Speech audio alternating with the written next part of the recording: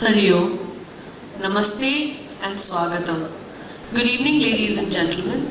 A very warm welcome to each one of you as we gather here for the International Gita Forum today. I am Nikita Prasad, your MC for the evening, and it's a pleasure to host you all tonight. We begin today's session with the chanting of chapter 6 from the Bhagavad Gita. This chapter is known as Dhyana Yoga, or the yoga of meditation, which teaches the path to inner peace and self-realization. Tonight, we are fortunate to chant along with Pujya Swami Omkarananda-Ji, who will guide us through the verses with his profound voice and spiritual vibration. As we chant, let us open our hearts to the wisdom of the Gita, letting the sacred verses resonate with us. Please join me in the recitation of chapter 6.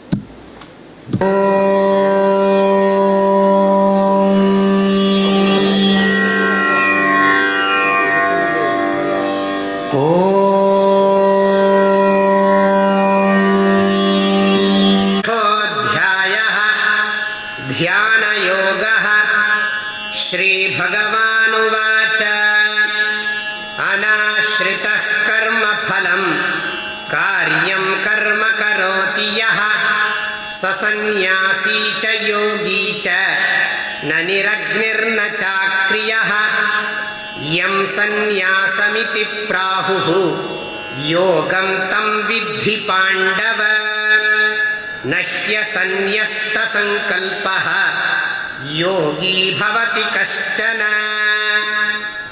आरुरुक्षोर्मुनेर्योगं कर्म कारणमुच्यते योगारूढस्य तस्यैव शमः कारणमुच्यते यदा हिनेन्द्रियार्थेषु न कर्मस्वनुषज्यते सर्वसंकल्पसन्न्यासी योगारूढस्तदोच्यते उद्धरेदात्मनात्मानं नात्मानमवसादयेत् आत्मैव ह्यात्मनो बन्धुः आत्मैव रिपुरात्मनः बन्धुरात्मात्मनस्तस्य येनात्मैवात्मना जितः अनात्मनस्तु शत्रुत्वे वर्तेतात्मैव शत्रुवत्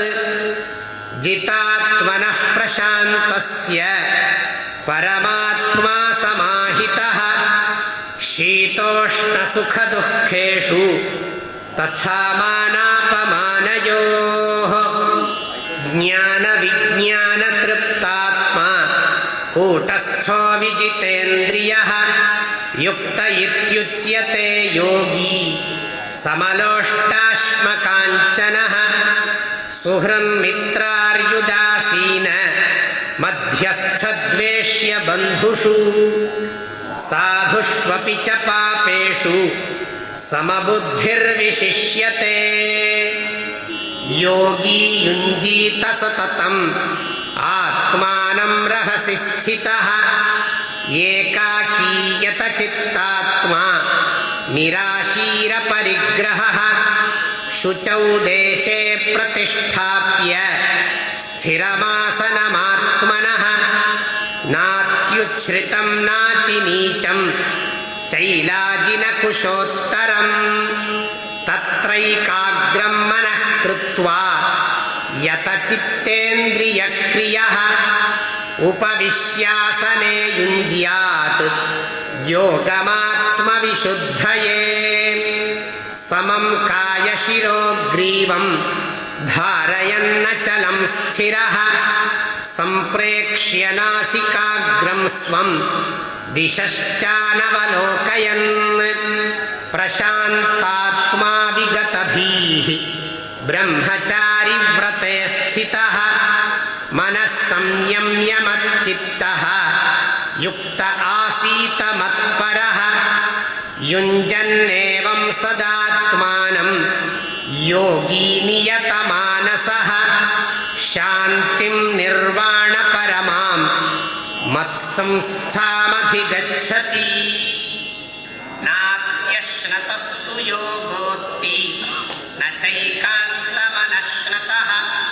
न चाति स्वप्नशीलस्य जाग्रतो नैव चार्जुन युक्ताहारविहारस्य युक्तचेष्टस्य कर्मसु युक्तस्वप्नावबोधस्य योगो भवति दुःखः यदा विनियतं चित्तम् आत्मन्येवावतिष्ठते निःस्पृहः सर्वकामेभ्यः युक्त इत्युच्यते तदा यथा दीपो निवातस्थः नेङ्गते सोपमा स्मृता योगिनो यतचित्तस्य युञ्जतो योगमात्मनः यत्रो परमते चित्तं निरुद्धं योगसेवया यत्र चैवात्मनात्मानं पश्यन्नात्मनि तुष्यति सुखमात्यन्तिकं यत्तत्. Tonight, we gather not just to listen, but to immerse ourselves in the timeless wisdom of the Bhagavad Gita as a guide that has inspired and illuminated hearts for generations. Through its teachings, we find clarity and answers to life's deepest questions. A small announcement: please kindly keep your mobile phones on silent mode throughout the session. Please write down your questions in legible manner or in block letters and drop them in the Q&A box at the registration. At the end of the lecture, only written questions will be answered, ensuring a smooth and organized Q&A session.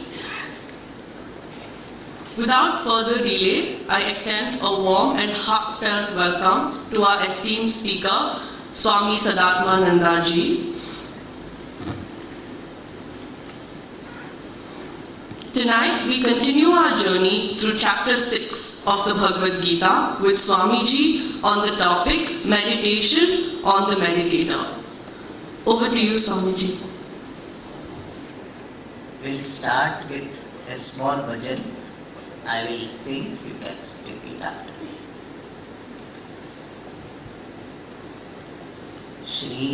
Srinivasa Govinda Shri Venkatesha Govinda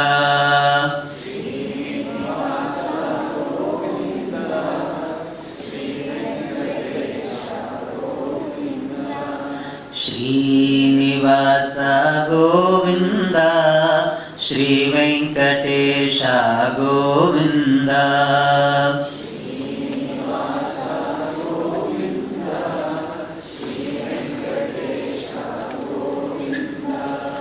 Tirupati Rupa Govinda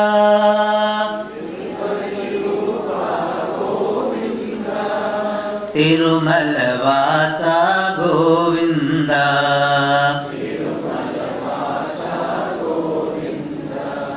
Srinivasa Govinda Shri Venkatesha Govinda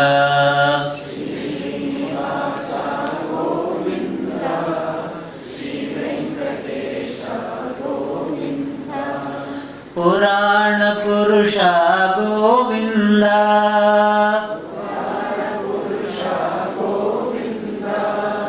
Pandarinatha Govinda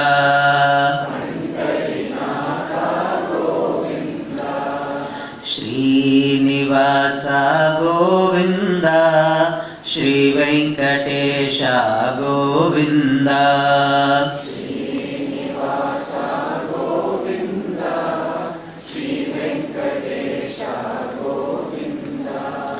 Venu Vinoda Govinda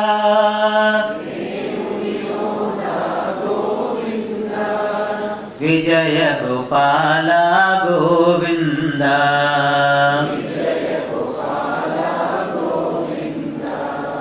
Srinivasa Govinda Shri Venkatesha Govind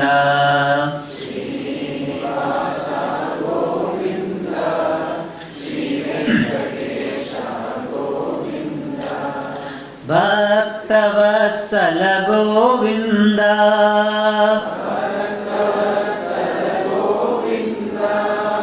Bhagavat प्रिय गोविन्द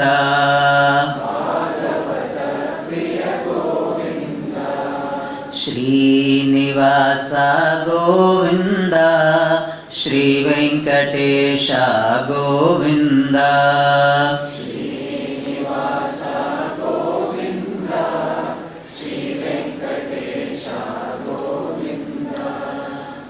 आपद्बान्धव गोविन्द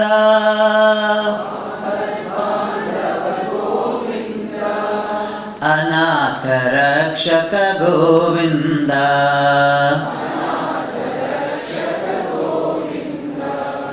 श्रीनिवास गोविन्द श्रीवेङ्कटेश गोविन्द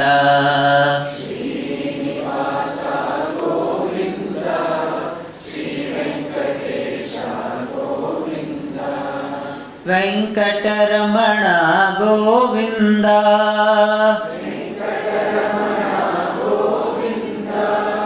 सङ्कटहरण गोविन्द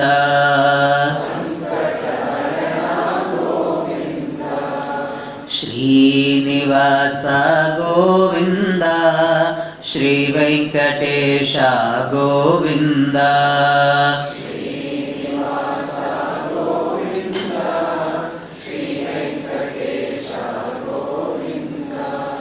तिरुपति रूप गोविन्द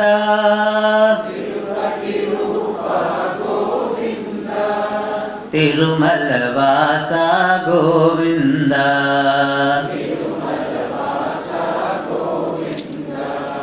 श्रीनिवास गोविन्द श्रीवेङ्कटेश गोविन्द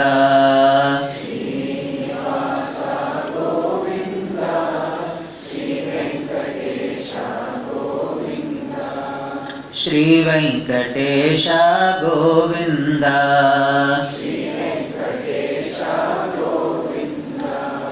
श्रीवेङ्कटेश गोविन्द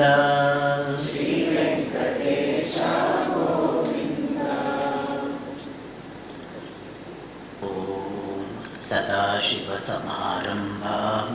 शङ्कराचार्यमध्यमाम् अस्मदाचार्यपर्यन्तां वन्दे गुरुपरम्पराम् ॐ पार्थाय प्रतिबोधितां भगवता नारायणेन स्वयं व्यासेन ग्रथितां पुराणमुनिना मध्ये महाभारतम् अद्वैतामृतवर्षिणीं भगवतीम् अष्टादशाध्यायिनीम् अम्ब त्वामनुसन्दधामि भगवद्गीते भवद्वेषिणीम् यं Brahma वरुणेन्द्ररुद्रमरुतः स्तुन्वन्ति दिव्यैस्तवैः वेदैः साङ्गपदक्रमोपनिषदैः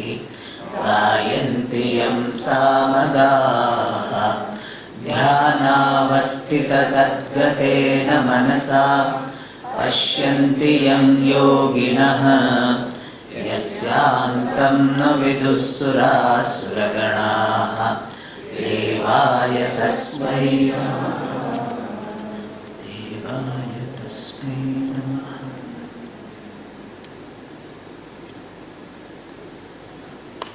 Yesterday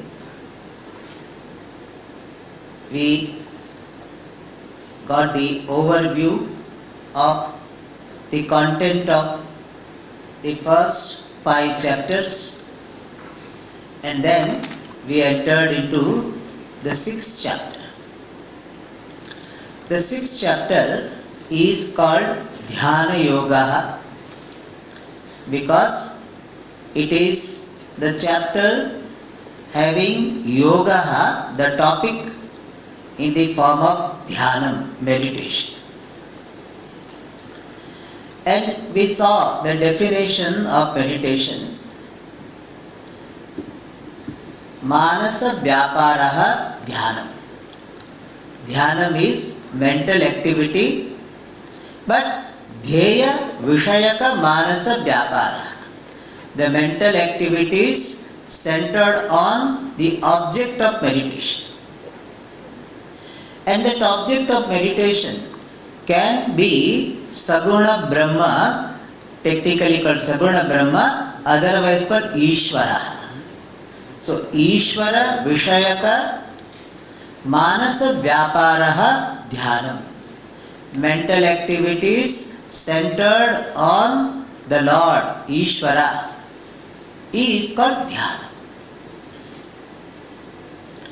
And when the object of meditation is one's own Swarupam, true nature, which is Brahman, then that meditation is called Nididhyasana. When there is Ishvara, the Lord, as the object of meditation, it is called Upasanam generally. And when the content of meditation is one's own true nature, then it is called Nididhyasanam, contemplation. But this is a general division. Sometimes the word Upasanam is also used for the contemplation upon one's true nature. But generally the word Nididhyasanam is not used for meditation on Ishvara with attributes. So we are now focusing on meditation on Ishvara called Upasanam. After the conclusion on the topic of the meditation on Ishvara called Upasanam, we will be taking up the topic of Nididhyasana. This meditation on Ishvara is called Upasanam, and the word Upasanam is explained in Shastra very well. Upa means near, and asana means staying. So Upasana means staying near the Lord mentally. Mentally staying near the Lord is called Upasana. And what do we mean by that? Mentally staying near the Lord is Upasanam. What do we mean by that? When you entertain the thoughts about Ishvara, then mentally you are staying near the Lord. So Upasana means mentally staying near the Lord by entertaining a flow of thoughts centered on Ishvara. And we saw in the meditation there are three factors. The first factor is called Dhyaya, the object of meditation. Here the object of meditation is Ishvara. And Ishvara can be meditated upon in two ways. One is Ekarupa Ishvara or Vishesha Rupa Ishvara, meditating upon the Lord with particular attributes, invoking particular attributes. I am taking certain understanding about Ishvara for granted. But let me just say a few words about what is Ishvara in our understanding. Ishvara is presented in Shastra as Jagat Srishti Sthiti Laya Karanam, the cause for the creation, sustenance and dissolution of the world is called Ishvara. Janma Adyasya Yatonvayaditaratah. In Bhagavatam, in Brahma Sutra also, Janma Adyasya Yatah. In Taittiriya also, Yatova Imani Bhutani Jayante. So, the Ishvara is this cause of this world. And there are two types of cause. One is called Nimitta Karanam, the maker. and the other is called material cause, the upadana karana. Like for a pot maker is called nimitta karanam and clay is called upadana karanam, the material cause. And Ishvara, the Lord, is both maker and material. And since He is the maker, He is all-knowing. For that Shastra gives the logic. Ghatasya karta ghatagnaha, patasya karta patagnaha, sarvasya karta sarvagnaha. I am telling Sanskrit, but don't be afraid. I am translating each word. So, the maker of the pot knows the pot. The maker of the cloth knows the cloth. The maker of all knows everything. So, Ishvara is Sarvagnaha, omniscient. And to make this entire universe, He requires the power, therefore He is omnipotent. So, omniscient, omnipotent, Ishvara is the object of meditation. And that Ishvara, being the material cause, is pervading all. So when you meditate upon Ishvara with a particular form, particular aspect, then it is called Ishta Devata Dhyanam. Means meditating on a particular form of the Lord which is desired by you, which is liked by you, which is conducive to your mind. Your mind is gravitated easily.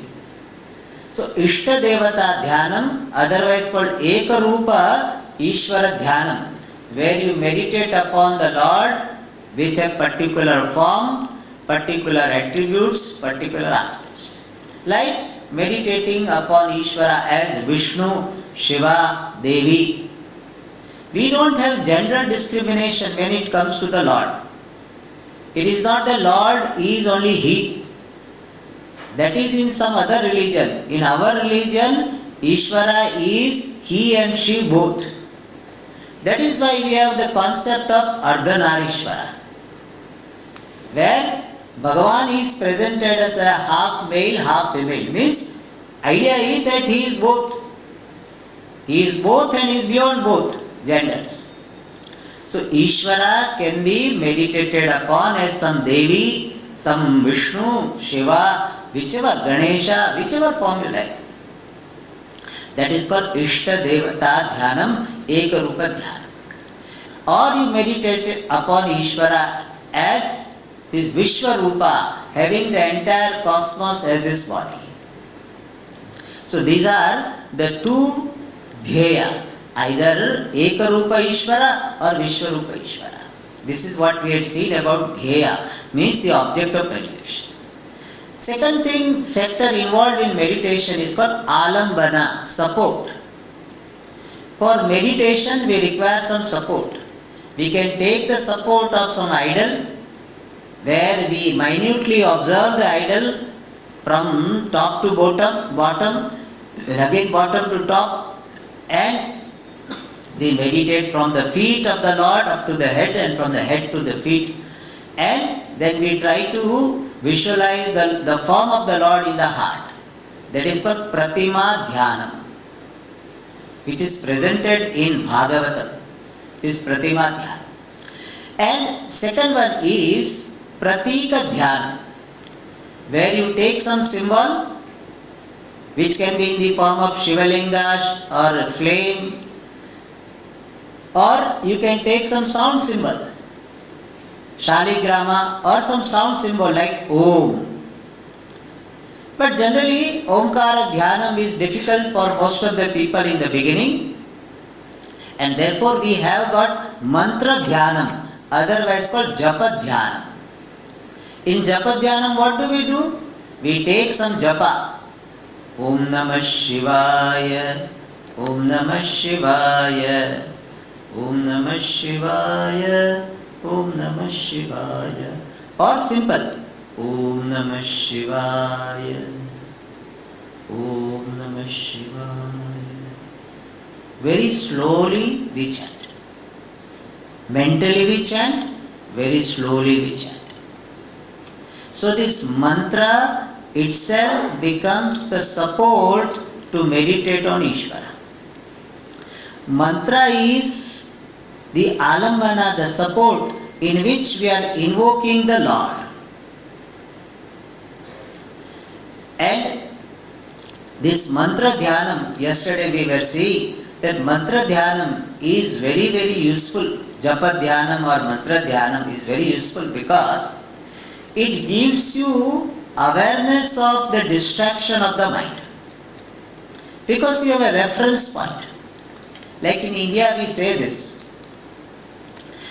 We have railway timetable, but train hardly comes on time.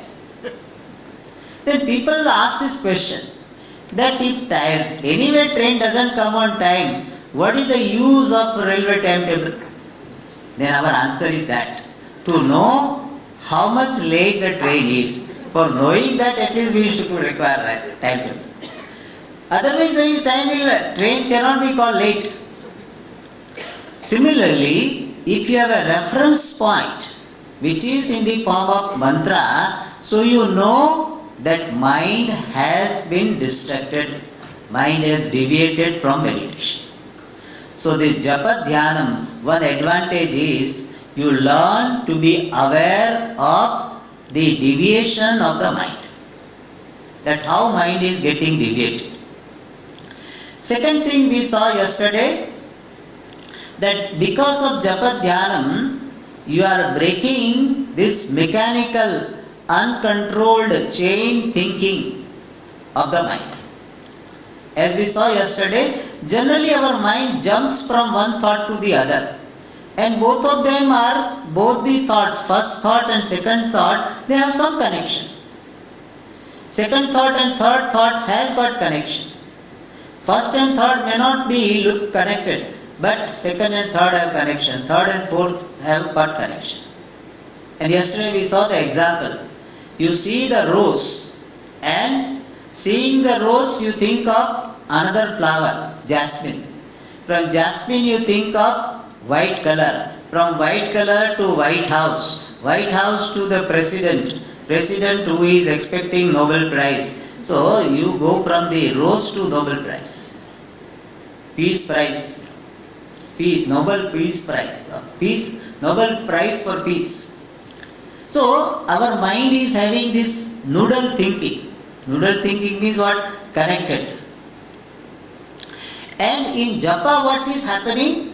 You say Om Namah Shivaya. First thought. Second thought is what? Om Namah Shivaya. There is no connection. Each thought is complete. Second thought, Om Namah Shivaya. Third thought, Om Namah Shivaya. Generally we have noodle-like thinking, chain thinking. One is connected with the other and you jump from one thought to the other. That mechanical process, mechanical uncontrolled thinking is broken in this japa dhyanam. In japa dhyanam, thoughts are many but not varied. Whereas generally we have got many and varied thoughts.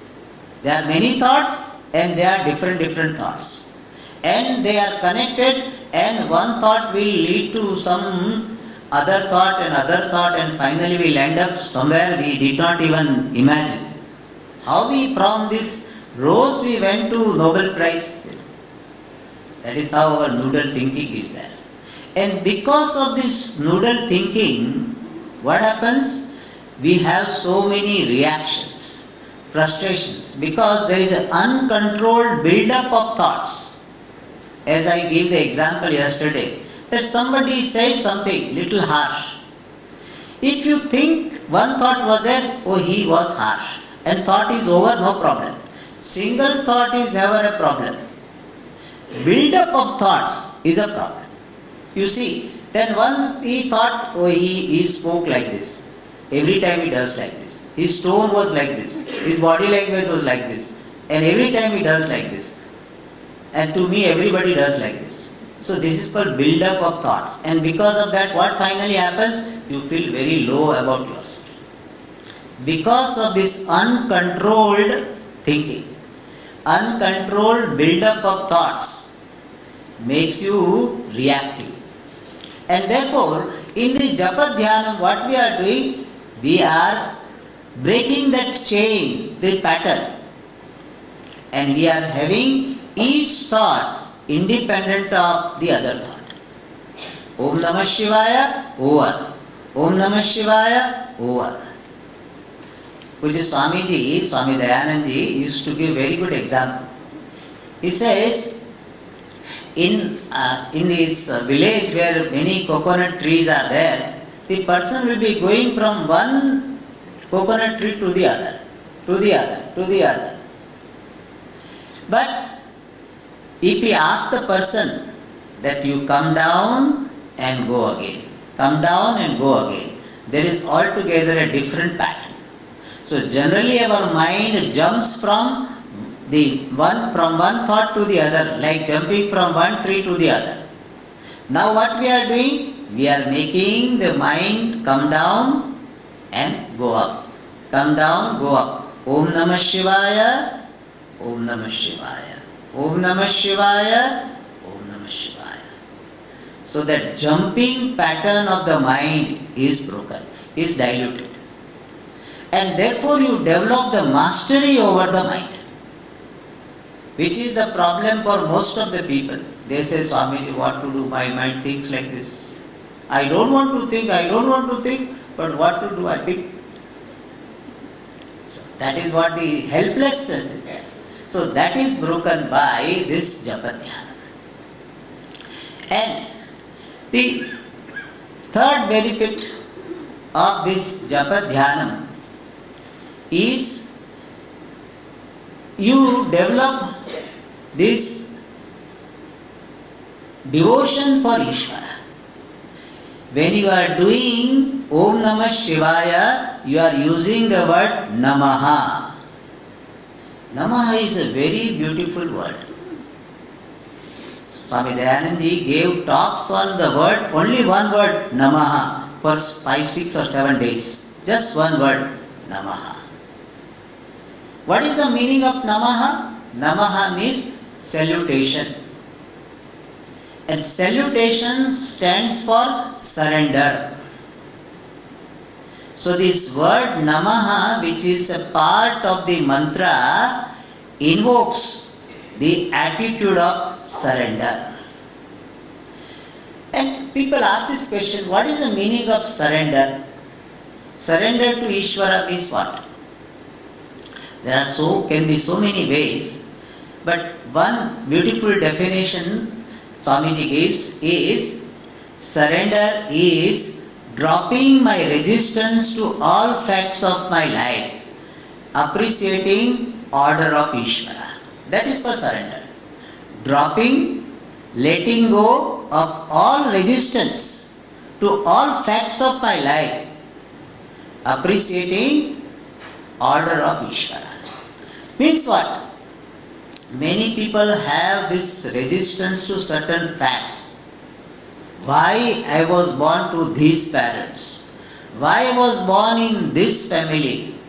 Why I was born with this complexion, dark complexion? In India we have got value for fair complexion.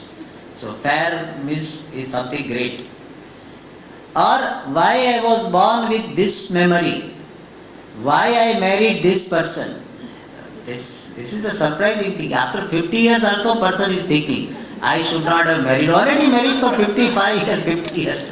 One lady told me, Swamiji, that other person also had come to see me, but somehow it did not happen. After 50 years of marriage. So we have got resistance to the fact. Why did I do this? Why this happened to me? Why my parents passed away? Why?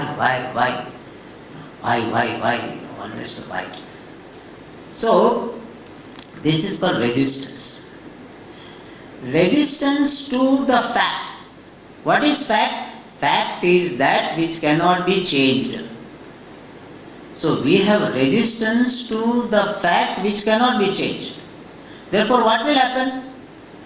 When you resist the fact, only result is what? Frustration, depression, sorrow.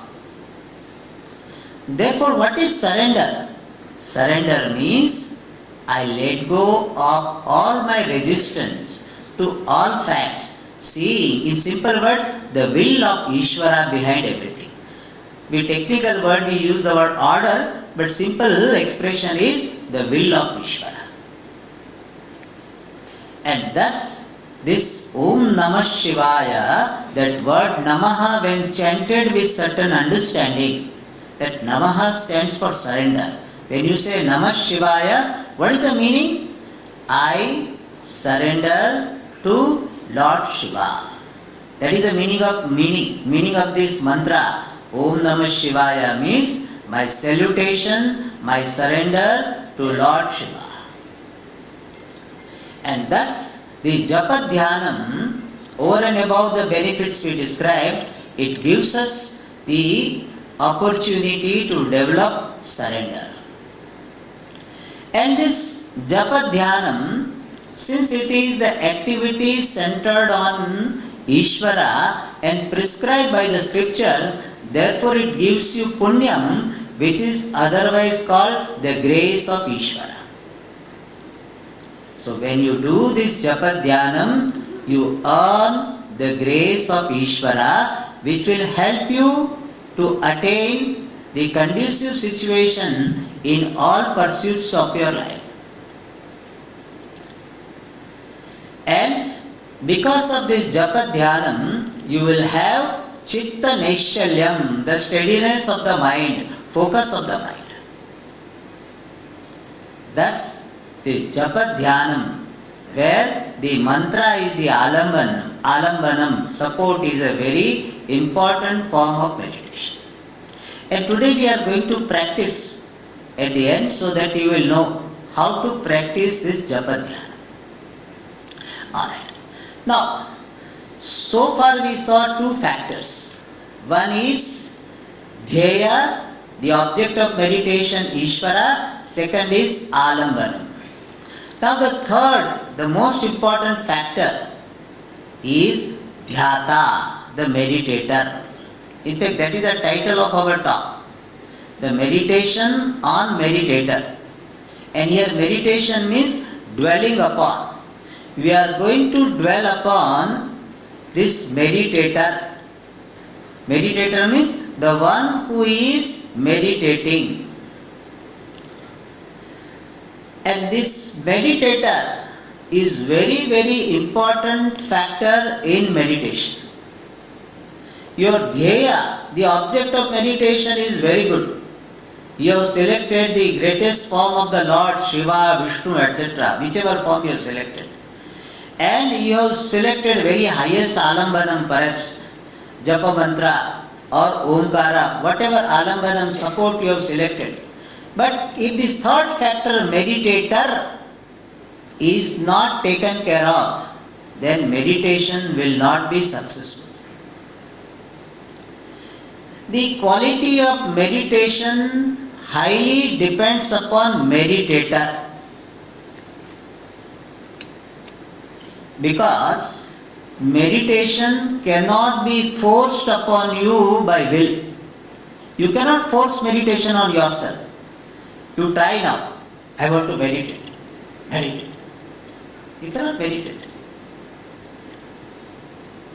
So first thing we need to know that even though meditation is considered to be a will-based activity, but merely by will, you cannot usher in, you cannot force meditation on yourself. If I ask you, please raise your hand, you may raise your hand. But if I ask you, meditate now, you cannot oblige me. Meditation happens when conducive situation is created in the mind. You require a meditative mind to meditate. So Pujya Swamiji used to say very nicely, who meditates? Meditative person meditates. Like loving person loves. A friendly person strikes friendship. Similarly, a meditative person can meditate. So you need to discover a meditativeness in yourself to meditate successfully. You cannot force meditation on yourself. And this meditation, you can do some attempt, you can make some preparation, and those preparations are talked about in this 6th chapter. So for meditativeness, you can make some effort, you can make some preparation, like given in Shastra, proper place. Shucho deshe pratisthapya. So now I am coming to the 6th chapter.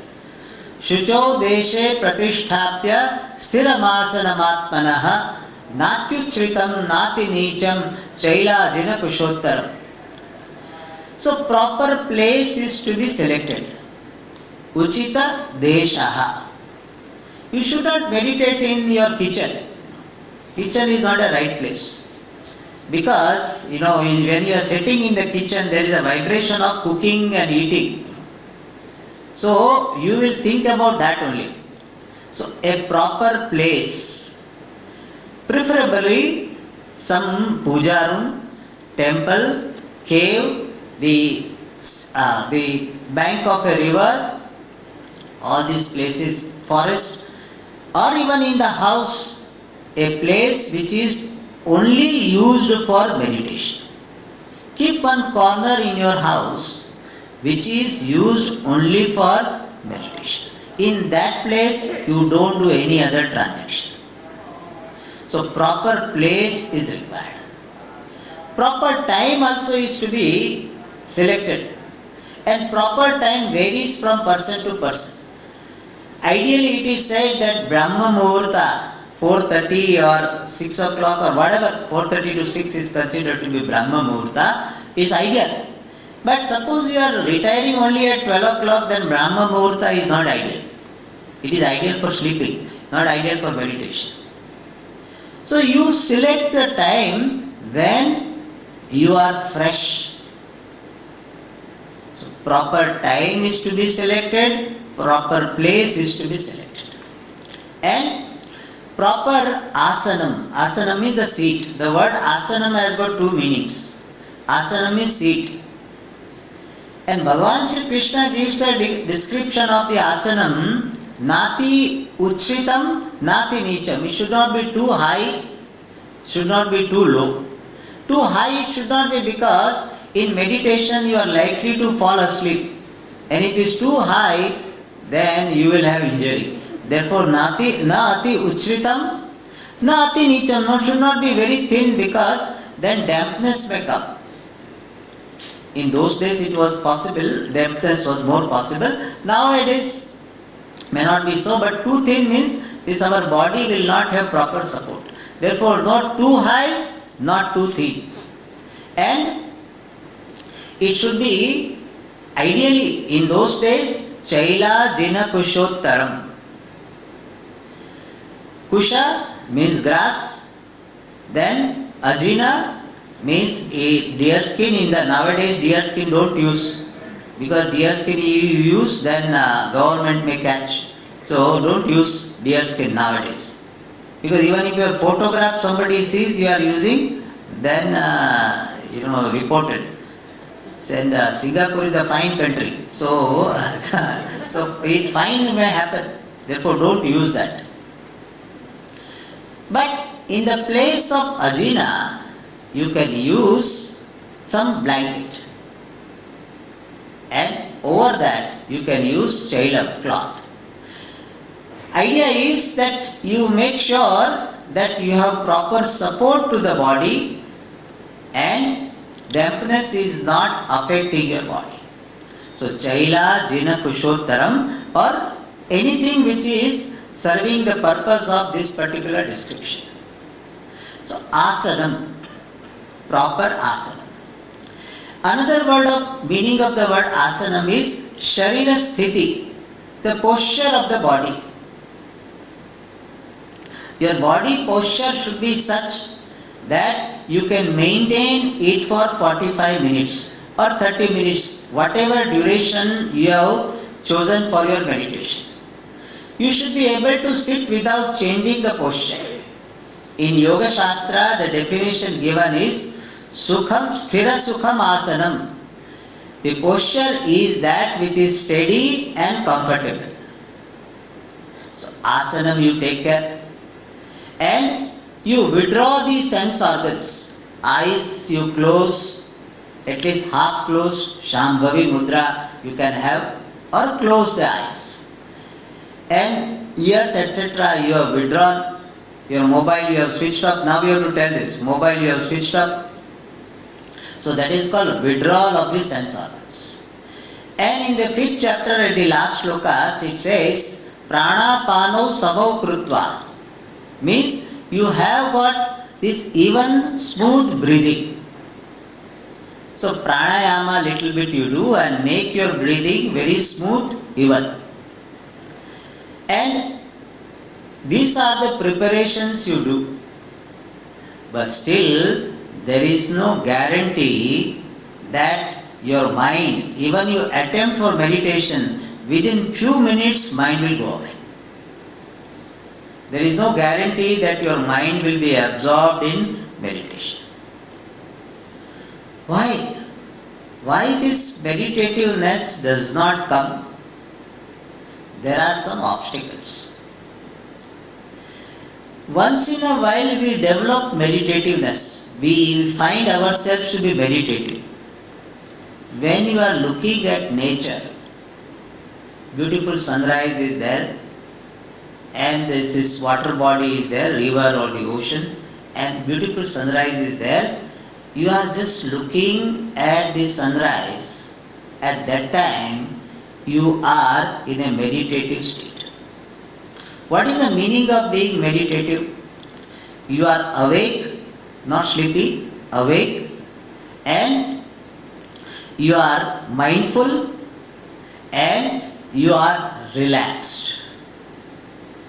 You are present, comfortably present in the present. That is what is the meaning of being relaxed, meditative. You are present in the present. Means what? Not brooding over the past, not worrying about the future. You are comfortably present in the present. What do we mean by comfortably present in the present? You do not have any complaints about the present. You do not want the sunrise to be different. You don't say why it is rising so fast, let it rise slowly. You don't demand like this. You don't say that why same color every day you are having, let there be different color. You don't have such demand. You are an appreciative, simple, conscious being, aware of what is, without any demand. You are a non-demanding, relaxed, appreciative being. That is called meditativeness. And when this meditativeness is there, you meditate. In that situation, you can meditate. And one more thing we require for meditativeness is the devotion for this object of meditation. If you do not have devotion for the Lord, meditation will be difficult. Even though you have got awareness, you are present in the present, but for meditation to continue, you require devotion, reverential love for the Lord. Love is a very great binding factor. Love connects you with the Lord. So if you have got love for the Lord, then it will be easy for you to meditate. So this meditativeness, which includes devotion, if it is there, you can meditate. But as I said, there are some obstacles in having this meditativeness, which is essential for meditation. And what is that? One obstacle is, we are carrying so many people, objects and situations in our head, associated with our guilt, hurt, concern, worries. I will give the example so you will understand. You have some guilt regarding your parents. I could have done this to my father. I could have done this to my mother. So this father and mother are sitting in your head because of your guilt. You have some anger with your spouse. Hatred is there. Hurt is there. So you have been hurt by your spouse, or you are hurt by your children, hurt by parents. So all those people with regard to whom you have got the experience of guilt and hurt, those people are mentally sitting in your head.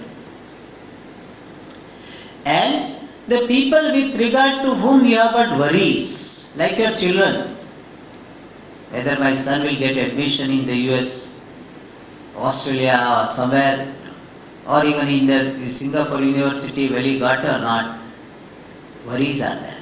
So your son, daughter are sitting in your head. And when you are busy, your eyes are open, you are busy with so many activities, to some extent, those worries are little less, because your mind is occupied with the activity. When you close your eyes, and ears also you have withdrawn relatively, then what all people are sitting in your head, they are surfaced. Some of them are surfaced. And therefore what happens, when you start meditating, you think of those people with regard to whom you have got guilt, hurt, worries. So that is the first obstacle. Second problem is that people are not very clear about the purpose of meditation. They do not know why they are meditating. He says, my friend is meditating, my Swamiji told meditation is great, so meditating, or nowadays in YouTube you hear or you watch some video and say meditation is great, so you meditate. You do not know the purpose, you are not convinced of the significance of meditation, you do not know what actually meditation is. Because of that also, this meditativeness does not come. Meditation doesn't happen. And one more problem is that people have this lack of confidence. Before they start meditation, they will say, Swamiji, I will try, but it will not happen. They lose the war before going to the battlefield. So people say that, Swamiji, I try, but it doesn't happen. It will not happen. So lack of confidence, this guilt, hurt. And also, we have got strong likes and dislikes regarding situations. This is how things should happen. Our likes and dislikes gets expressed in the form of insistence and resistance. My son should behave in this manner. My spouse should behave in this manner. My neighbor should behave in this manner. Government should behave in this manner. Even now we have got agenda for Trump also. Trump should behave in this manner. So we have got so many likes and dislikes which get expressed in the form of insistence. My neighbor should behave in this manner. And because of those likes and dislikes resulting the insistence, when you sit for meditation, the thoughts related to those people who are not behaving according to your insistence, the thoughts will come about those people. Why my son is not behaving like this? Why my daughter is not behaving like this? Why my neighbor is not? So resistance, insistence is there, resistance is there. And because of that, this meditativeness does not come, meditation doesn't happen. And therefore, what is to be done? How should we develop this meditativeness so that meditation happens? First of all, you need to be clear of the purpose of meditation. In life, don't do things for the heck of it. Let every activity be guided by sense of purpose. There should be purpose. You should be clear about for what purpose you are doing whatever you are doing. So first of all, be clear of the purpose of meditation. That meditation is meant for developing the devotee in me, for earning the grace of Ishvara, for developing the mastery over the mind, the awareness of the ways of the mind. We just now saw the purpose. So develop that. The sense of purpose. Be clear about what for you are meditating. Otherwise, in between you will have this thought, why am I wasting my time simply sitting? Instead of that, I should serve some people. Be clear. Be clear why are you sitting for meditation. And also understand what actually meditation is. That's why we are talking about it. And don't expect this, what is called, miraculous result, overnight result. Today you meditate and you went into samadhi. That is not going to happen. So have clarity, have perseverance, patience, then only meditativeness will come. Second thing is, meditativeness to come, you have to attempt for meditation regularly. It's a very interesting thing. For meditativeness to come, you have to give time, you have to make attempt for meditation regularly. Bhagavan Shri Krishna is going to say, Abhyasena tu kaunteya, repeated effort is to be made. Now people will have this question. There is a catch-22 situation. What is catch-22? Mutual dependence. If you have meditativeness, then you will meditate. And now you are telling if you meditate, you will have meditativeness. Catch-22. There is an expression. Catch-22 means mutual dependence. There is a book, Catch-22. In that they have described the situation. Swami used to give this example of this Catch-22, very nice example. One young adult, he was having a little bit mental problem, talking to himself and not responding properly. And therefore, somebody said, and not behaving in a disciplined manner. So somebody said, you get him married, he will be alright. But now the father is saying that if he is not alright, how he can get married? So catch-22. If he gets married, he will be alright. But if he becomes alright, then only he can get married. This is called Anyonya Ashraya in Sanskrit. Mutual dependence. So here also we have that situation.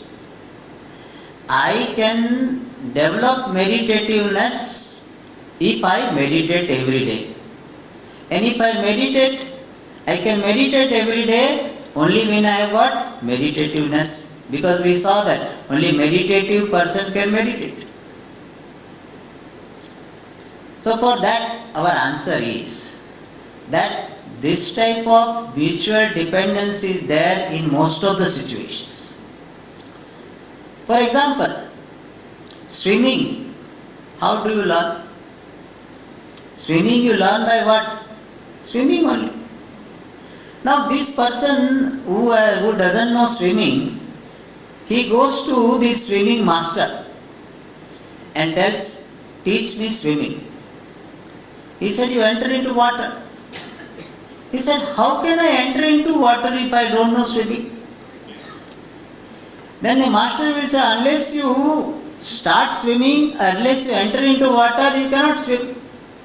And this person says, unless I know swimming, how can I enter into water? So if you don't enter into water, you cannot learn swimming.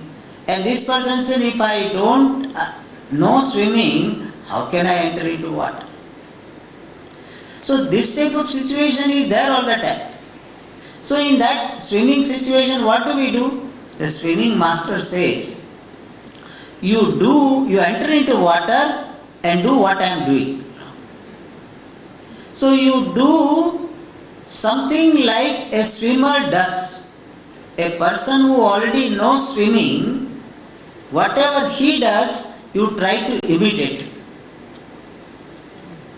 And slowly swimming grows upon you. Swimming is a knack, it grows upon you. So swimming you learn by what? Swimming. Cooking, how do you learn? By cooking. Cycling, how do you learn? By cycling.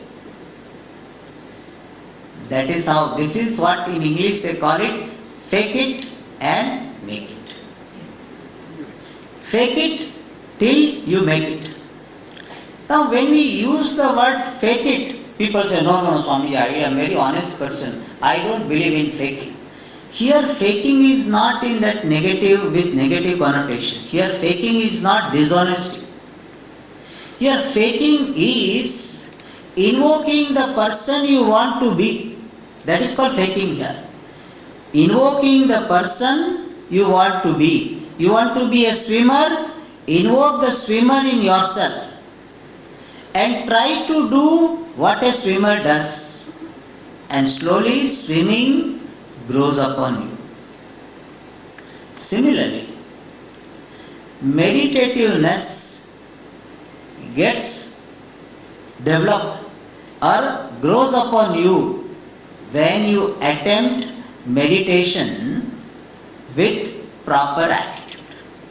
Necessary preparation you do regularly with patience, with devotion, then meditativeness grows upon you. So meditativeness, for meditativeness to develop in us, one condition required is you meditate. And one important thing is do it regularly. Not Friday to Friday or Sunday to Sunday. Every day. Our Vedic Sanskrit is every day. Sandhya Vandanam is what? Every day. Meditation what? Every day. Like you eat every day or not? Eat every day. Similarly, meditation every day. That is called Abhyasa. In Yoga Shastra it is said, Dirghakala Nairantarya Satkara Sevita Dhrada Bhumihi. So, Abhyasa means what? You do it regularly for long time without any discontinuity. So, meditativeness comes by regular practice of meditation, knowing the method of meditation properly, knowing the purpose of meditation properly. Do it regularly. But this will not be enough. Just simply doing, sitting is not enough. You need to develop a proper attitude towards oneself, meditator. Means you need to have proper self-identity. And to understand this proper self-identity, we need to understand certain facts about our life. One is, life is nothing but role playing. Playing different roles. Now we are playing the role of a listener. I am playing the role of a teacher or speaker. And all of you are playing the role of a father, mother, brother, sister, etc. Every time, everybody plays some role. Without playing the role, you cannot live your life. Sannyasi also has got some roles, minimum roles, but he or she also will have some roles. So we play different roles. Father, mother, brother, sister, depending upon who is there in front of us. If father is there in front of me, I play the role of a son. If my son is there, I play the role of a father. But the problem is, we do not know this fact, or at least we are not aware of the fact that I am playing the role. When I am behaving as a father, it is really I am playing the role of a father. But I do not know, or at least I do not remember that I am just playing the role of a father. I am not the father. The relationship between the role and the person is a very peculiar relationship, defying the regular mathematics. In mathematics, A is equal to B, then B has to be equal to A. There is a law of symmetry, it is called. But here, the role is me, but I am not the role. Like any actor, if an actor is playing the role of a begging person, so begging person, the role is not separate from the actor A. So B is A. B cannot exist. The begging person, the role, cannot exist apart from the person. It is not possible that, okay, beggar go in front and actor is sitting behind in the green room. It is not possible. So B is A, not separate from A, actor, but actor is independent of this begging person. How? Because actor need not be a begging person to exist. Whereas a begging person, the role to exist, it cannot exist apart from the actor A. So B is A, but A is not B. In mathematics, A is equal to B, then B has to be equal to A. Is the rule of symmetry. But here it is not so. It is a higher mathematics in a special sense. So actor is not affected by playing the role. Why? Because actor has got this awareness. What? Begging person does not exist apart from me, but I am independent of a begging person. And because of this awareness, because of this cognitive space, the actor is not affected by playing any role. There is a space. This is not a physical space. Between the role and the actor, there is no physical space. There is a space in awareness. We can call it cognitive space. The person has this cognition of this fact that I actor am independent of this begging person role B. And because of this cognitive space, this actor remains unaffected. Similarly, if I am aware of the fact, if I have got understanding of I being a person, independent of all the roles I am playing, I will not be affected. Every role will have a problem. Every role will have some challenge. We always think that others don't have problem, we only have problem. Grihasthas, they think that sannyasis don't have any problem. And sannyasis think that grihasthas don't have problem. Generally sannyasi will not think, but some sannyasis may think like that. Every role has got some challenges. There is no role without challenge. But if I have got the awareness that this is the role I am playing the role of a mother, role of a father. And as a father I will have so many challenges, especially in modern times, so many challenges. And as a father I have problems, but I as a person I don't have any problem. If this awareness is there, then there is no problem at all. But we forget. In fact, most of us do not have even this knowledge that I as a person am independent of all the rules. Because I do not know myself as a person independent of the rules. And therefore what happens? the problem of the roles become my problem. Father's problem is my problem. The son's problems are my problem. Because I do not have the discrimination between me as a person and the role I am playing. The role's problems are my problem because I and the role are rolled into one entity. And another problem happens in this role playing. One problem is I do not have knowledge or this awareness of the role and the person being distinct. Second problem is a hangover problem. What is the hangover problem?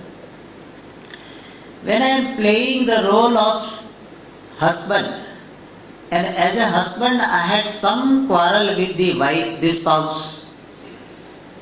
As a spouse I had problem with the spouse. Then that quarrel happened and now I am going to the office. But husband in me continues to be. There is a hangover. Hangover means after effect. You know, hangover has got meaning, all of you know. See, in alcohol, that after effect, next day this person has got hangover. So this hangover happens here also. So the husband is going to the office. When he goes to the office, that husband has not gone. In fact, he bangs the door and all this, it shows that husband continues. So for few minutes in the office, that hangover is there. Because of that, he will not be able to play the role of an officer properly. Because still husband continues. Therefore he will shout at his subordinate or he will shout at the colleagues, etc. Why? Husband continues. And then afterwards that husband role is forgotten and then he gets identified with the officer and being an officer, and then officer has got so many problems. And when he comes back home, again officer role continues. And therefore in office something has happened and the boss shouted at him, he could not do anything, so he shouts at his wife. So this is called hangover problem. Why? Because we are not able to maintain the awareness, the cognitive awareness of the space between me and the role. And why it happens? Because I have not discovered my fundamental identity. And Shastra presents our fundamental identity at different level. At level of this body-mind sense complex as an individual, I am connected to Ishvara, the creator. Ishvara is the creator, I am created. Ishvara is total, I am the individual. An individual is never separate from the total. So I am always connected to Ishvara. And when I discover my connection with Ishvara, I am a devotee. One definition of devotee is one who is connected to Ishvara with awareness. Your awareness of your connection with Ishvara makes you devotee. Connected everybody is. Every individual is connected to the total which is Ishvara. But this awareness is not there. And therefore he is missing his role of, he is missing his identity as a devotee. So Shastra says, have this awareness of your connection to Ishvara. I am individual, Ishvara is total, individual is never away from the total. Wave is never away from the ocean. So I am never separate from Ishvara. If I remember this connection, then I can appreciate myself to be a devotee, the one who is connected to Ishvara, as individual, as created. And this relationship with Ishvara is a fundamental relationship. It is a constant universal relationship. You can see the difference between other relationships and this relationship. How? With reference to my father, I am a son. With reference to my son, I am a father. So my relationship changes. With reference to my spouse, I am husband or wife. With my reference to my brother, I am a brother or sister. But I am devotee or individual, created or creature with reference to Ishvara. Ishvara is creator, I am created. Ishvara is total, I am individual. What about my father? My father has got the same relationship with Ishvara. He also is what? Created. Ishvara is creator. He is individual. Ishvara is total. What about my son? Same relationship. My son also is what? Created. Ishvara is creator. He is individual. Ishvara is total.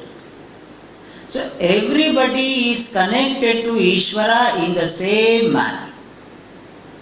My father is connected in the same manner. I am connected in the same manner. My son, my daughter, my brother, my sister, my spouse, all are connected to Ishvara in the same manner. Therefore, my relationship of devotee, bhakta, and Bhagavan, the Lord, devotee and the Lord, that relationship is the most fundamental, constant relationship. And that is how I can look upon myself as a devotee, as my fundamental identity.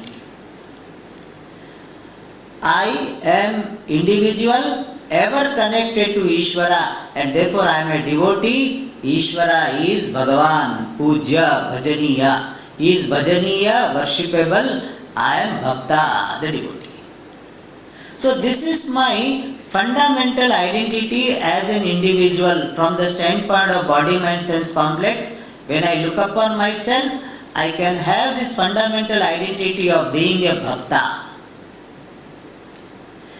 I am Bhakta and playing different roles.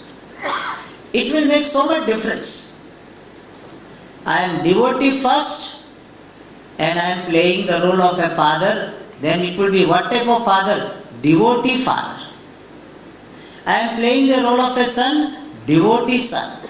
So remaining connected with Ishvara, maintaining my identity as Bhakta, I play different roles, then my role playing will not be affecting me as a person. Because I do not lose my fundamental identity. Who am I? I am a devotee of Ishvara first. Devotee first, devotee last. And even while playing the role of a devotee, even playing the role of a father, mother, etc., I continue to be a devotee. Playing different roles, maintaining my identity as a Bhakta, this itself is called Karma Yoga. And this Karma Yoga is very important for developing meditativeness. This idea is given in the 6th chapter in the first few shlokas. So you may think that I am talking from somewhere else, it is there in the 6th chapter only. Anashritah karma phalam karyam karma karoti yaha sannyasi cha yogi cha naniragdirna chakriyaha yam sannyasam iti prahu yogam tam viddhi pandava naishya sannyasta sankalpo yogi bhavati kashchan arudukshor muner yogam karma karanam uchyate. So karma yoga is presented as the means for developing meditativeness. So if you are leading the life of a karma yoga, then meditativeness is possible. Meditativeness is accomplishable. How? Because karma yoga means maintaining the awareness of myself by being devotee and playing different roles. So every act of mine is expression of my devotion to the Lord. And therefore when I sit for meditation, I am already a devotee. And for a devotee to be connected to Bhagavan through meditation is not difficult. That is why this Karma Yoga is presented as Bahiranga Sadhanam. This contributory means for meditation, meditativeness. So this devote, my identity, my awareness of my identity as a devotee is very important. But now people will ask this question, Swamiji, how to develop this awareness for being a devotee? Because I forget. Swamiji, when I am doing puja of Ishvara, that time I am only devotee. When I am doing other activities, my being devotee is forgotten. So the role of a devotee also becomes like any other role. For that Shastra says here also, fake it and make it. Means what? You keep on invoking devotee in you. For that alone, these three types of devotional activities are presented. Kaika, Vachika, Manasa. Puja, Parayanam and Upasana. More and more activities you do, more and more conditions you provide to invoke the devotee, and also have this cognitive understanding that I am fundamentally connected to Ishvara. Mere to giridhar gopal dusaro na koi. So very beautifully Veera says that my fundamental connection with Bhagavan. All other connections are incidental, my fundamental connection with the Lord. If this awareness is there, and for creating this awareness and developing this awareness, these devotional activities are present. And when this devotee becomes stronger and stronger, meditativeness is possible. So, meditativeness can be developed by remaining as devotee as often as possible. As much time as you can maintain this awareness that I am a devotee, meditation is possible. One more factor is required for meditativeness is Atma Krupa, the grace of oneself, which is in the form of self-confidence and mastery over the body, mind, sense complex. This idea is given in Bhagavad Gita, 6th chapter. Uddhared atmanatmanam natmanamava sadayet atmeva hyatmano bandhuhu atmeva ripuratmanah. So Bhagavan beautifully says, lift up yourself by yourself. Don't put yourself down. Means what? Have confidence in yourself. Trust yourself. And have mastery over the body, mind, sense complex. Self-confidence is very important in every pursuit. And it is also important in the pursuit of meditation. If you do not have the confidence that you can meditate, you will not meditate. So self-confidence is required. Many people have this problem of this lack of self-confidence. Why this lack of self-confidence, self-diffidence, why does it come? There are some reasons for that. One reason is, in the past, person was criticized heavily, constantly. Sometimes parents, sometimes uncle, sometimes even neighbors. So, if constant criticism was done, the person will lose the confidence. If you keep on telling the person you are idiot, you are good for nothing, person really starts thinking like that. So one reason could be that. Second reason is, sometimes so many situations of failure, person made attempts once, twice, 3 times, 4 times, 5 times, and he failed or she failed. So constant or the repeated setbacks, that also can bring down the confidence of the person. Sometimes the person has got the problem of perfectionism. The people who have got perfectionism, they always are worried whether it will happen or not, Perfectionism. Another reason for this lack of, I am just discussing this because most of the people have got one of these factors. One more issue people have, and that is comparison with others. When you keep comparing with others, you will look down upon yourself because there will be always somebody who is doing better. Therefore, that also brings your confidence down. Or some people have little bit laziness. So therefore he said, I can't do it, I am so lazy. One more reason is that many people have lack of confidence because they feel they do not have support system. Swamiji, मेरे पास कोई है ही नहीं. I am alone. My spouse doesn't support me. My friends do not support me. I do not have support system. So person feels lack of confidence. Even in meditation, person will lack of confidence, the diffidence attitude is there, it continues. So what can we do? First of all, don't allow the failures to affect your head. Means you see that every failure, so-called failure, is a stepping stone to success. And read the biographies of so many people who failed and finally succeeded. There are so many scientists, how many times they tried, afterwards they got success. The Steve Jobs, he was driven out, he was thrown out from his own company. Again succeeded. Second thing is, look upon Ishvara as your support system. Develop that trust in Ishvara. Then also you will feel that even though other people are there or not there, Ishvara is there to support me. And the comments of the people, criticism of people, take them in objective manner. Take them as feedbacks.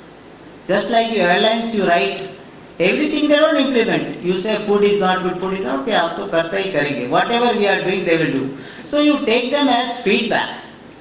Any criticism can be taken as a feedback. I did not take it internally. I did not internalize the comment.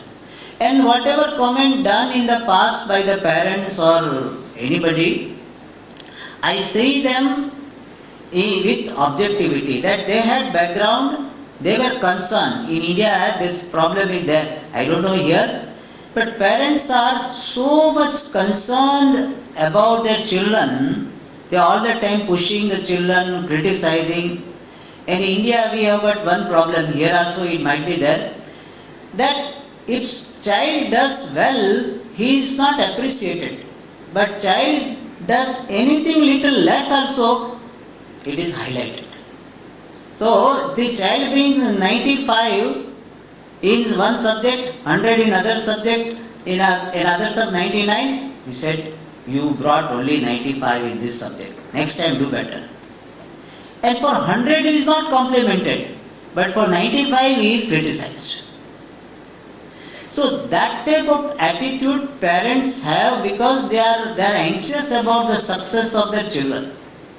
So we see those comments in proper perspective and validate them and get rid of this impact created by that. And seeing the perfectionism as a myth. Nobody can be perfect in anything. Nobody. Perfectionism is a myth. Don't struggle to be perfect. The perfectionist people make their life miserable and also the people around life miserable. If you have a perfectionist husband or wife, you had it. So, if perfectionism is not possible, there will be always something missing. We try to excel, not perfect. There is a difference between perfectionism and commitment to excellence. Commitment to excellence is welcome, not perfectionism. And so perfectionism will put your confidence down. And Let go of this tendency to compare with others. How? By appreciating this one fact. Everybody is unique. You know, your fingerprints are unique. Your earlobes are unique. Your iris is unique. Your features unique. So, everybody is unique.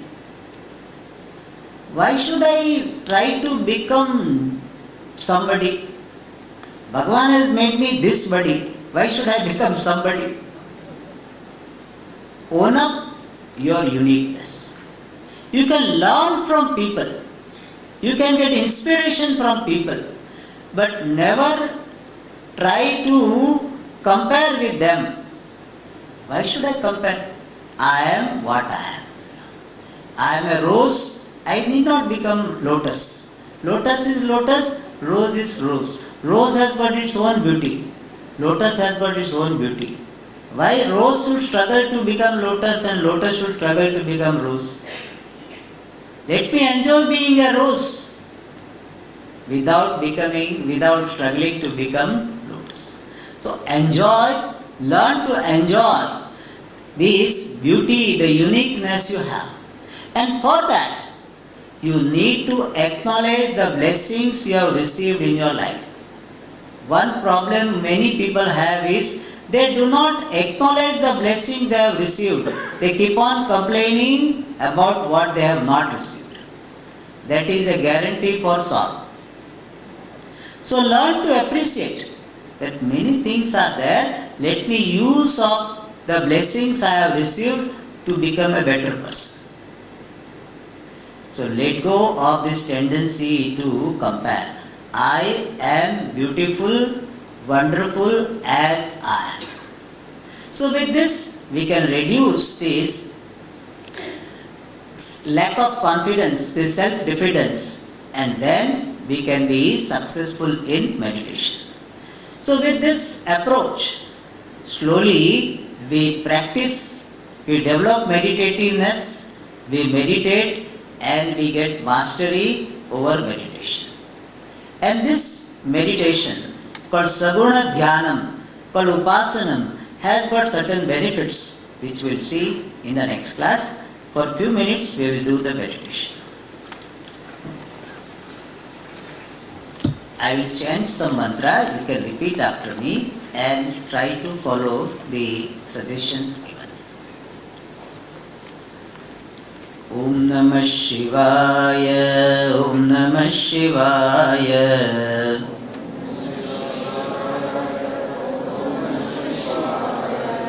Om Namah Shivaya, Om Namah Shivaya.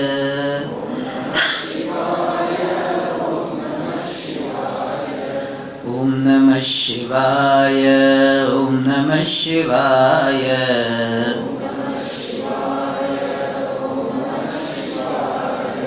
Om Namah Shivaya, Om Namah Shivaya.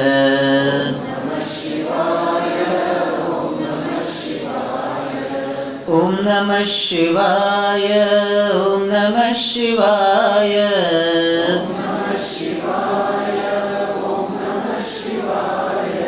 Om Namah Shivaya, Om Namah Shivaya.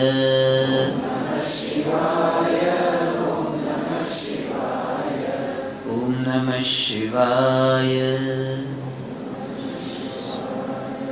Om Namah Shivaya.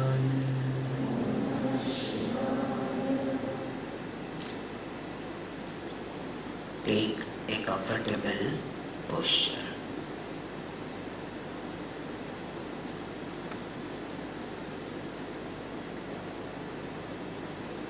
I am blessed to have the time, mind, and opportunity for meditation. Eyes are gently closed.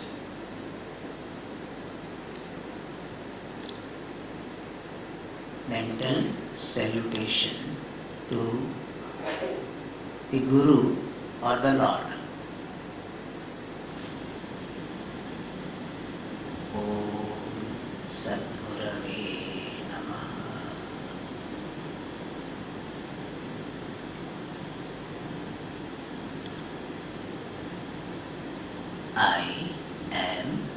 aware of this physical body.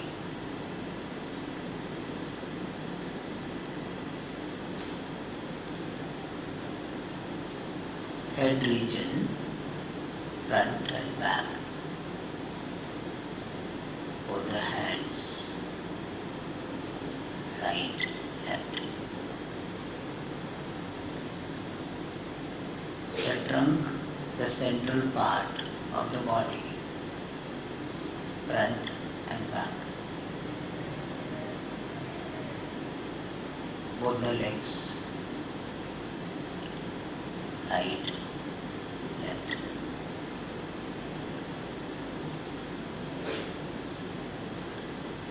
Let the entire body remain relaxed.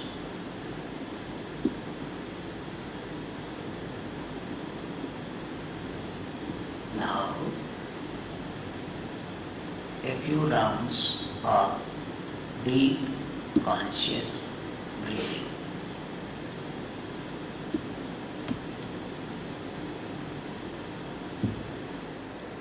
Deep conscious breathing.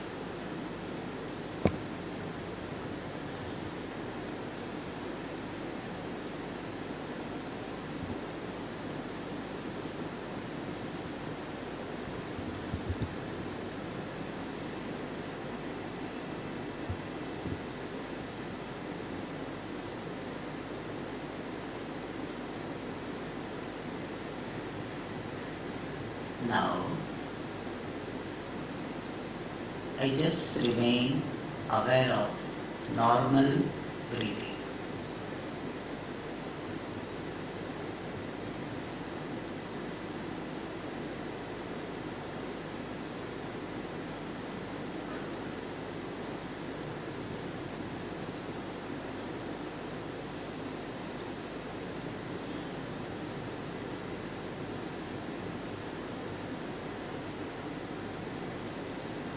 Now,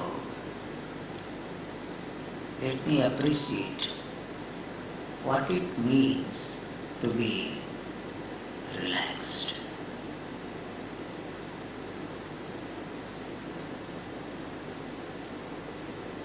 Relaxed eye.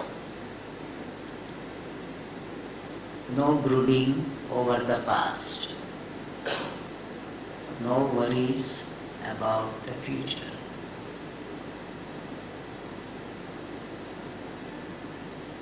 Comfortably present in the present.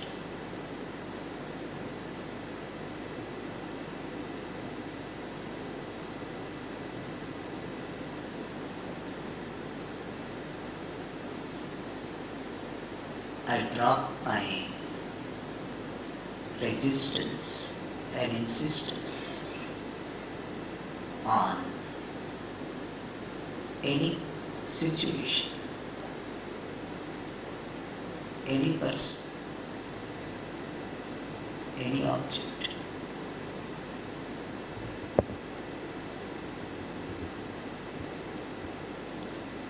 I let people be what they are. Sarve bhavanti sthane. On, in order.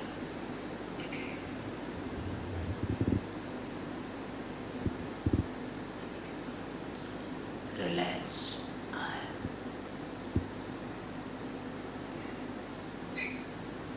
With this relaxed mind, I chant this mantra mentally. Om Namah Shivaya.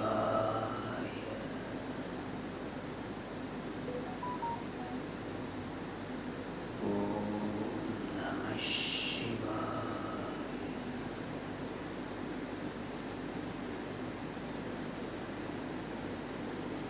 Om Namah Shivaya.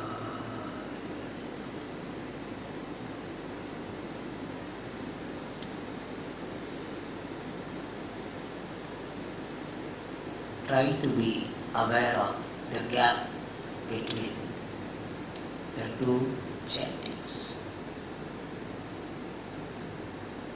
Om Namah Shivaya. Aware of the gap. Om Namah Shivaya. Aware of the gap. Om Namah Shivaya.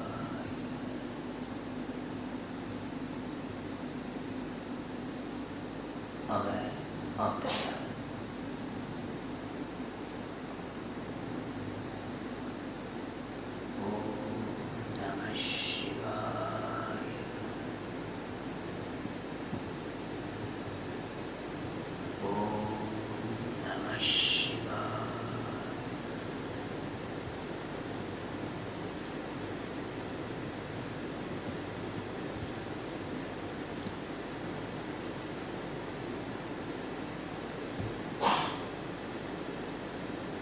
Gap is in the form of silence. Om Namah Shivaya. Silence. Om Namah Shivaya. Silence. Om Namah Shivaya. Silence. Please do it by yourself.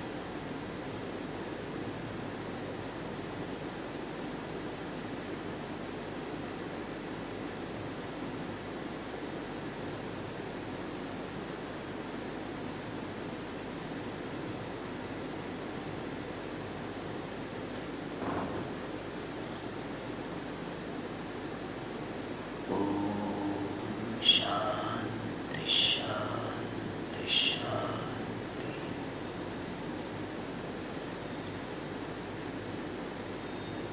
You can open the eyes gently. Om Tat Sat. Yeah, if anybody has any question, you can ask. Thank you, Swamiji, for your enlightening words this evening. Our gratitude to you, Swamiji, for guiding us today in the procedure for meditation, the importance of understanding the purpose of meditation, obstacles to meditation, and how to overcome it through consistent practice and by anchoring ourselves in our fundamental identity.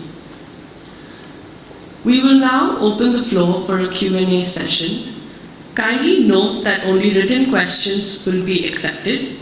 If you have not already submitted your question, please do pass on the written question to our volunteer, Mr. Anand Chandrasekhar, who is in the middle alley. Swamiji will answer a few of the several questions received. Due to time limitations, not all questions can be answered individually. Before we begin the Q&A, here are some important announcements. The IGF talks by Swamiji will continue tomorrow and conclude on Sunday.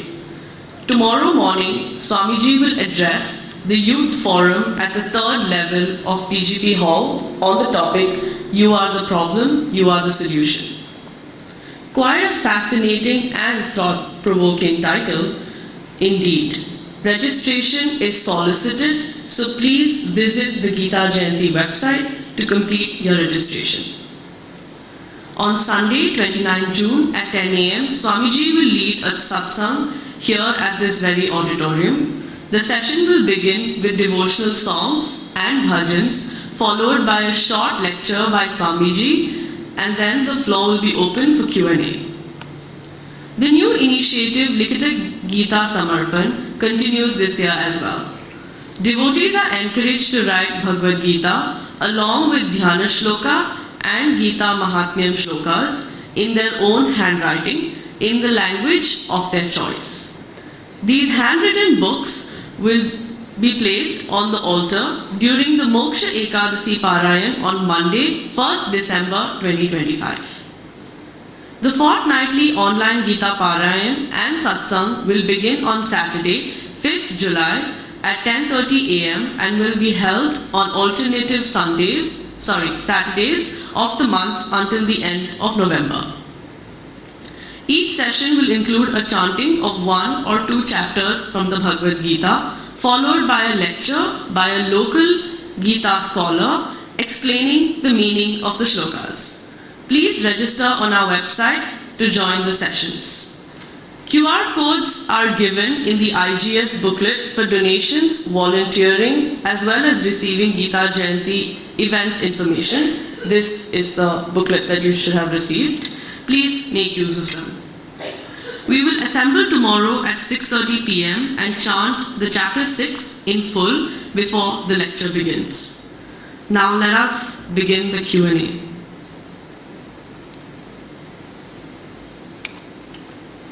The first question is, neither me nor my children know Sanskrit. Out of respect for me, my kids are learning Gita shlokas. Is there any benefit for kids to learn shlokas without knowing the meaning? Yes. Traditionally, we teach Vedas and other texts without giving the meaning. So meaning need not be taught. Nowadays people have got some obsession with knowing the meaning. So you can give, if children are very particular and they are not motivated without knowing the meaning, you can give some general meaning and you can send them to the classes which are conducted here, conducted for children. So one can send the children to those classes where general meaning of the shlokas can be given. I don't know whether it's given or not, but can be given. And you make the child appreciate the beauty of chanting. And if they are very particular about knowing the meaning, you can take the help of some Gita teachers. We have got so many teachers in Singapore. So you can consult them, they will be happy to guide. But it is not a must that one has to know the meaning to learn the chanting. Thank you, Swamiji. The next question is, how can we know our Swadharma? In olden days, Swadharma means one's own duty. In olden days, Swadharma was decided by the stage of life. Brahmacharya ashrama, the student life, Grihastha ashrama, householder's life, Vanaprastha, this hermit's life, and the sannyasi, renunciate's life. And the Brahmana, Kshatriya, Vaishya, Shudra, that was the classification. But nowadays, that particular classification is not so much valid, so much in practice. And therefore we give simple rule. Swadharma means playing one's role properly. Yesterday also I talked about playing one's role properly. First be aware of the roles you are playing. Everybody is playing some role. Right now, as I said, you are playing the role of a listener. So as a listener, what is your Swadharma? Listen to the speaker very attentively. Inspiring the speaker to speak. If you are not having any interest, every now and then looking at the watch, every night looking here and there, then speaker may not be enthused to speak. So what is the Swadharma of the listener? Listen attentively, inspiring the speaker to speak without creating any distraction for the speaker and the fellow listeners. That is Swadharma. Similarly, you will go home, you are a father, mother, brother, sister, son, daughter. So every role has got a script. And if you have any doubt,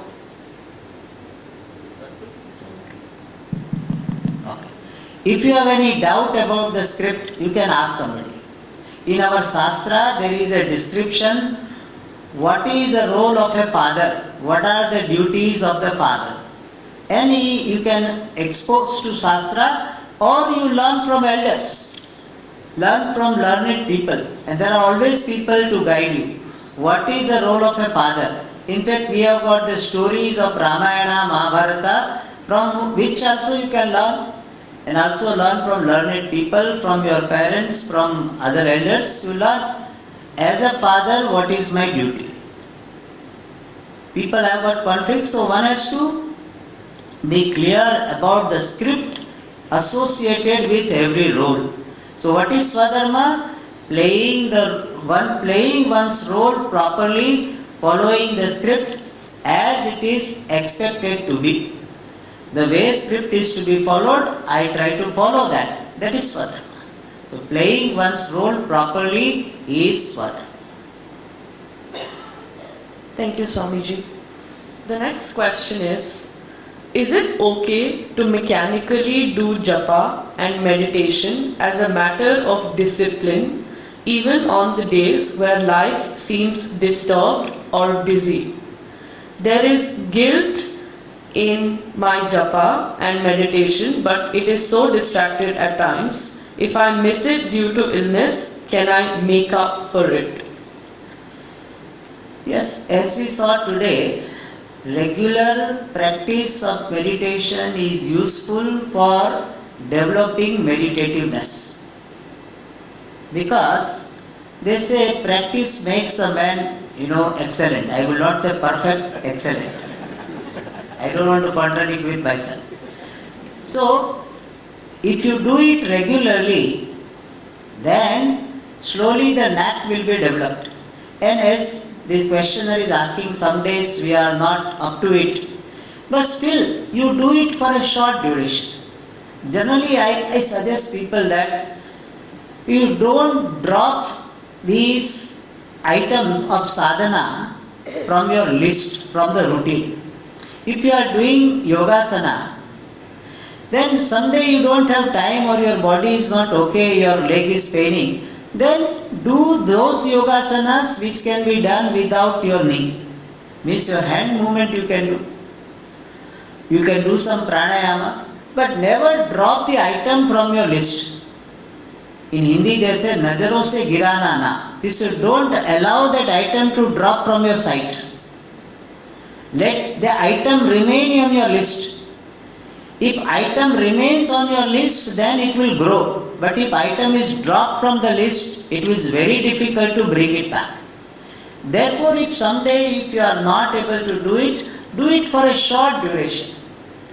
You are every day spending half an hour for meditation or 20 minutes for meditation. Someday you can do meditation for 5 minutes, but do it. Even though for the heck of it, but please do it. And do it as much as in qualitative manner as possible. That's what I am telling. You reduce the duration, but try to maintain the quality. And you will be surprised to know that you can do meditation in 5 minutes. We did meditation about 10 minutes. It can be further, we can make it brief. And I have conducted meditation for 5 minutes. Perhaps tomorrow I will show you how to do meditation in 5 minutes. We have got all variety, 5 minutes meditation, 10 minutes, 15 minutes, 20 minutes, half an hour, 45 minutes. We have got all varieties. So you can do any one of them. But always keep that item in the list. Because our mind has the tendency that one day you allow it to escape, next day you will find some excuse. Today also this problem, new excuse. Therefore, as far as possible, try to retain your routine and do it for smaller duration, in a simpler manner. Suppose your mind is not so much available for meditation, then you do sit and do japa, simply japa. And you say, Swamiji, my mind is not is doing mechanical japa, then do it loud japa. Upamshu japa you do or Ucha japa you do. But do something. So maintaining this item in the list, in the routine is very important. Do it in a brief manner, do it in an easier manner, but do it. Like that advertisement, just do it. Just do it. So just do it. Thank you, Swamiji. The next question is, can meditation be on a non-divine linked world to attain self-awareness and focus from distracting thoughts? As sometimes it is stressful wondering if the mantra word was said correctly. Yeah, you need not worry about this purity of the mantra. Your Shraddha will make up for the impurity. But at the same time, if we have opportunity, we should verify with some learned people about the accuracy of the mantra. That is the question, no? One last part. So, we need not worry about that. We can verify to some people, and sometimes there can be variation in the mantra. Both the versions are okay. But it is advisable to verify, especially if they are Vedic mantras. Verify and don't learn the Vedic mantras from YouTube or Google or any AI, GPT or something. You don't learn from them. Learn Vedic mantras from Vedic scholars. Don't read the mantra and start chanting. Don't do that. Vedic mantras are to be learned from the Vedic scholars. Don't read mantra or YouTube and all this. Please don't do it. Even some scholars are doing in YouTube. It is not advisable because they are not listening to your chanting. So if you are learning from a live person, then that person will correct you. Otherwise, you will be chanting Saraswati or Om Namah Shivaya. So, Namah Shivaya and Shivaya, you will not know the difference. So many in North India, they chant Namah Shivaya, Namah Shivaya. It is not Namah Shivaya, Namah Shivaya. So, you will not know the difference. So, you think you are chanting correctly. Therefore, learn from a scholar. But even after learning, there is a possibility of mistake. Don't worry about the mistake. Your Shraddha, you do with Shraddha and with devotion, it will be made up. Don't worry about it. That need not be an additional stress factor. Do it with Shraddha, it will take care of any lacuna, whatever it is there. Thank you, Swamiji. The next question is, I was sleeping away during chanting Om Namah Shivaya 3 to 4 times. How to control that? I was sleeping. Oh yeah, yes. I was sleeping away during chanting Om Namah Shivaya 3-4 times. How to control that? I am going to talk about this. This is not your problem. It is the problem of most of the people in initial stage. So, need not feel guilty about sleeping. You can celebrate the fact that I was sleeping in meditation. Celebrate that fact. That's why in the beginning I told one thing, that I am sitting for meditation. I have the mind for sitting for meditation. Itself is a blessing. Always have this attitude that I am blessed to be doing what I am doing. Have that feeling. I am sitting for meditation, I have the mind for meditation, I have time for meditation, I have opportunity for meditation. This itself is a blessing.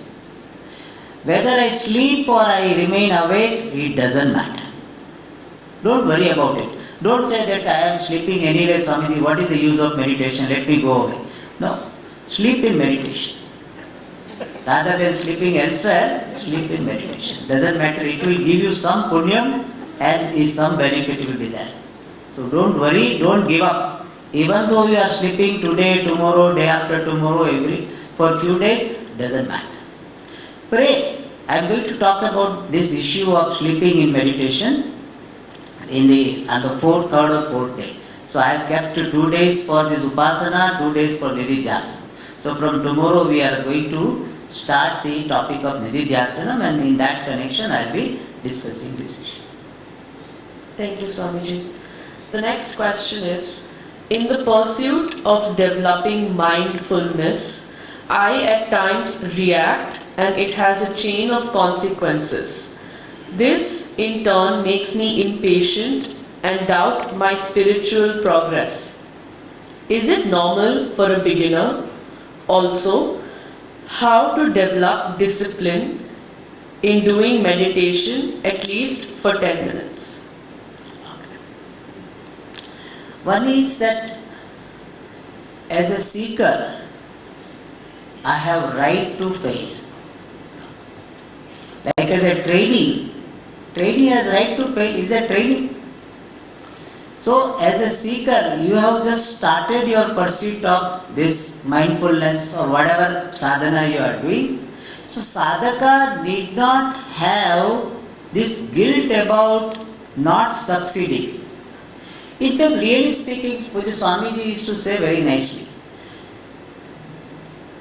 any situation, any attempt gives you some result. Now that result is a success or failure is your judgment. Failure is not a universal fact. Failure is your judgment. As I told you that somebody tried to meditate and he slept off.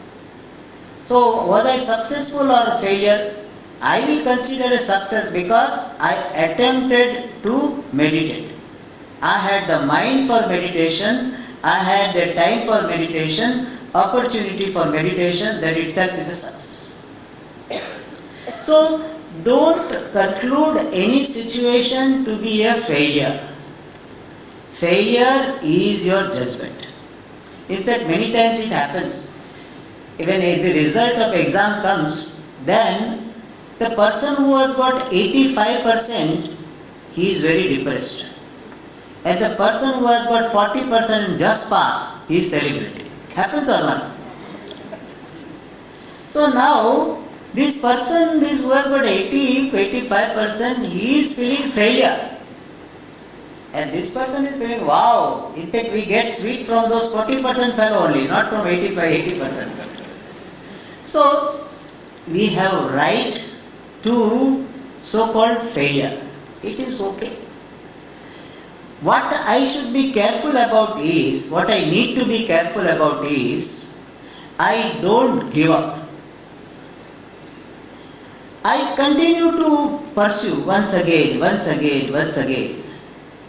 and find out the reasons why I am not able to maintain my mindfulness. There will be some factors.